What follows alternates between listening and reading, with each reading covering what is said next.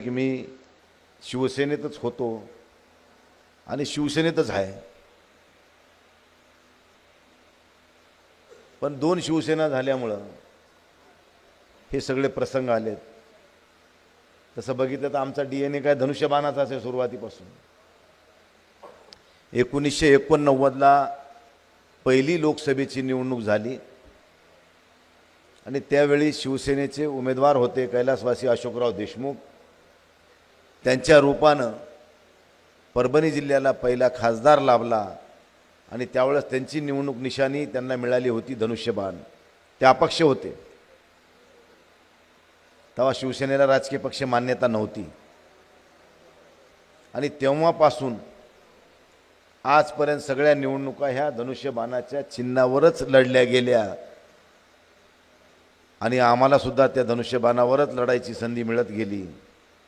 एक अपवाद 2024चा, पण त्यावेळेस कुठलंच चिन्ह नव्हतं. डगे त्यावेळेस कुठलंच चिन्ह नव्हतं. धनुष्यबाण नव्हता, कमळ नव्हतं, घडी नव्हती किंवा पंजा नव्हता. सगळे चिन्ह नवीन होते. शिट्टी विरुद्ध मशाल होती आणि त्यावेळेस मला ह्या ठिकाणी पुन्हा एकदा तिसऱ्यांदा खासदार होण्याचं भाग्य तुमच्या सगळ्यांच्या सहकार्यामुळे लाभलं. त्याबद्दल सगळ्यांचं पुन्हा एकदा मनपूर्वक स्वागत करतो. आपण सर्वजण वंदनीय शिवसेना प्रमुखांनी घालून दिलेल्या ह्या सगळ्या वाटीवर चालणारी माणसं आहोत आणि त्यांच्या अनुषंगानंच आपण ह्या ठिकाणी आज उभे आहोत. हे आम्ही आजही विसरलेलो नाहीत. परंतु शिवसेनेचं काम करत असताना सामाजिक बांधिलकी ठेवून काम करण्याचा मानस शिवसेना प्रमुखांनी शिकवला. समाजसेवा हीच ईश्वर सेवा अंगी बाळगून आम्ही सातत्यानं या ठिकाणी शिवसेनेचं काम करत राहिलो. मी तर शिवसैनिक म्हणून काम करत होतो 1986 पासून. नंतर शाखा प्रमुख झालो. 91ला मला नगरपालिकेची उमेदवारी देण्यात आली.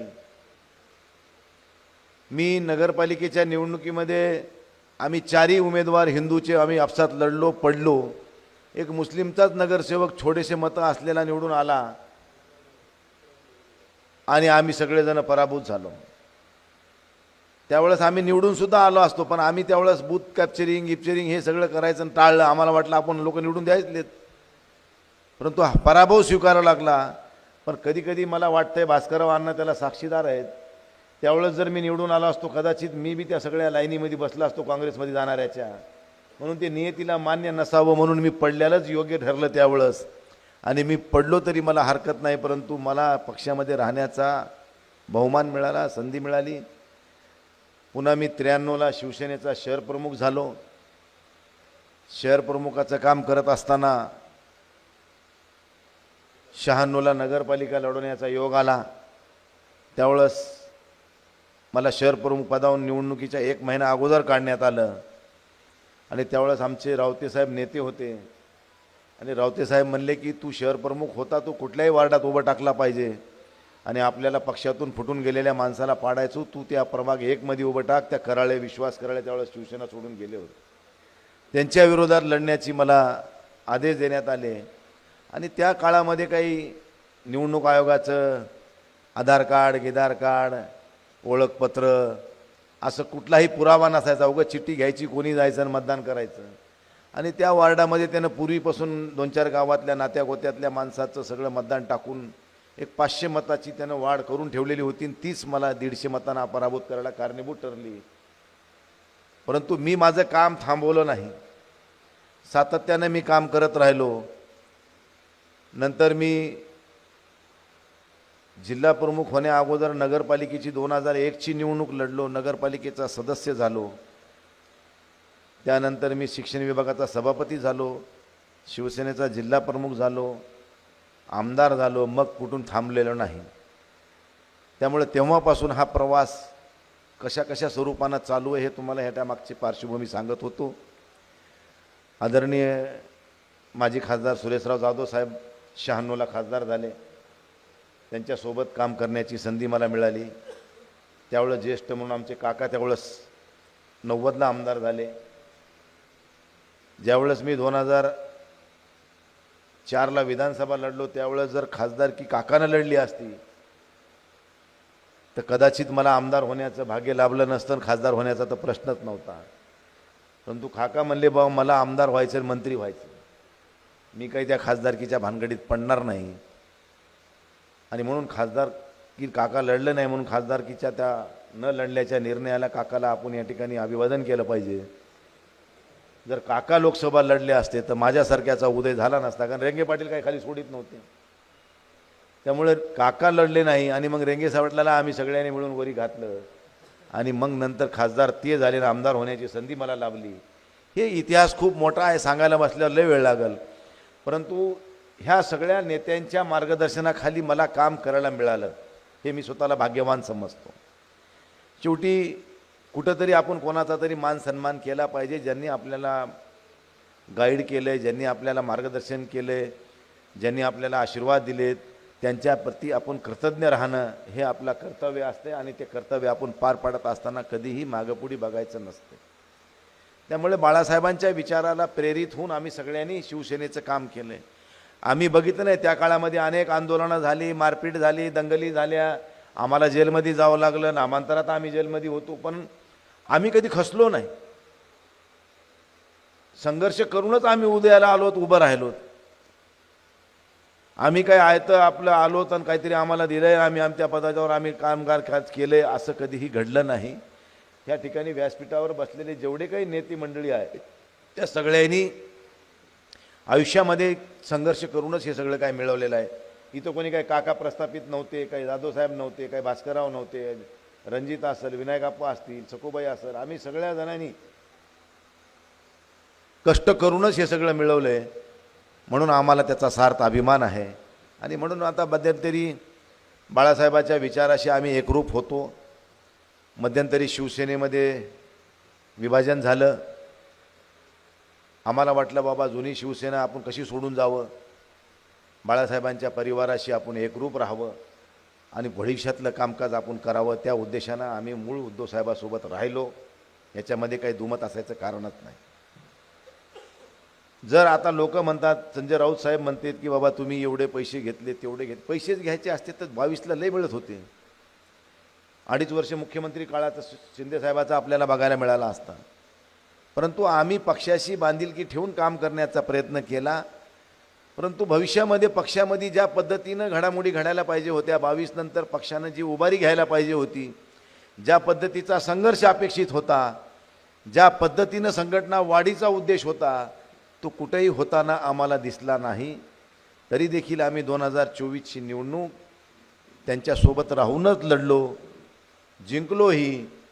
पण त्यानंतरचा कार्यकाळ आम्ही बघतोय की संघटना दिवसेंदिवस कमी होताना आम्हाला अनुभवायला येत होती. आणि म्हणून आम्हाला कार्यकर्त्यांचं एवढं पाठबळ होतं, एवढं कार्यकर्त्यांचं आमच्या मागं तगादा होता की साहेब आपल्याला आता इथं राहून जमणार नाही, कारण सत्ताधारी पक्षात जावं लागेल. कारण सत्तेमध्ये असलेल्या लोकांना भरपूर निधी मिळायचा, चांगली विकासाची कामं करायला संधी मिळायची. आणि आम्ही विरोधात असल्यामुळं आम्हाला त्या ठिकाणी सरकारमधले लोक डावलण्याचं काम करत होते.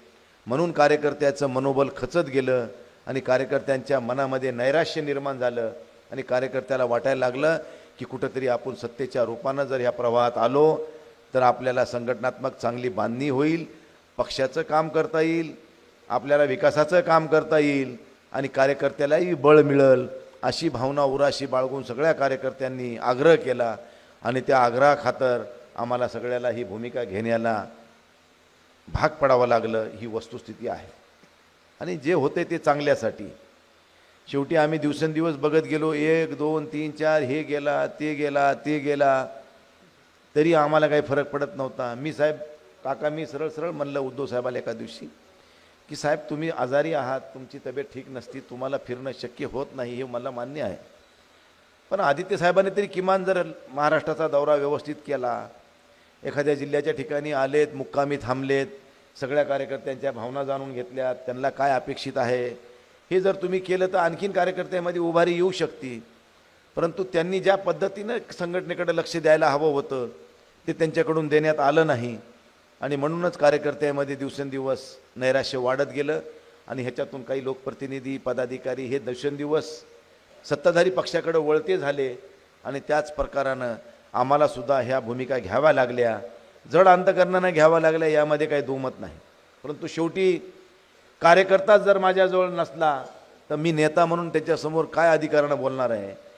त्याच्यामुळं आम्हाला हे सगळं जपायसाठी, बाळासाहेबांचे विचार जपायसाठी, ज्या बाळासाहेबांनी एवढ्या कष्टानं ही शिवसेना मोठी केली, रुजवली, ती शिवसेना ही परभणी जिल्हा हा शिवसेनेचा बालेकिल्ला, आणि हा शिवसेनेचा बालेकिल्ला जर नेस्तनाबूत झाला तर मला वाटतंय की आम्ही हे सगळे पापाचे धनी ठरू.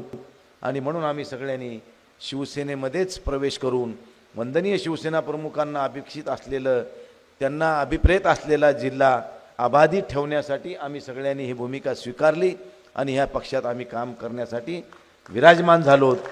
एवढी आपल्याला ह्या ठिकाणी ही भूमिका मी विशद करू इच्छितो. कारण एकदा मी उद्धवसाहेबासोबत असताना एका रेल्वेच्या स्टेशनच्या उद्घाटनाला आनंदराव भरोसे त्यावेळेस भाजपमध्ये होते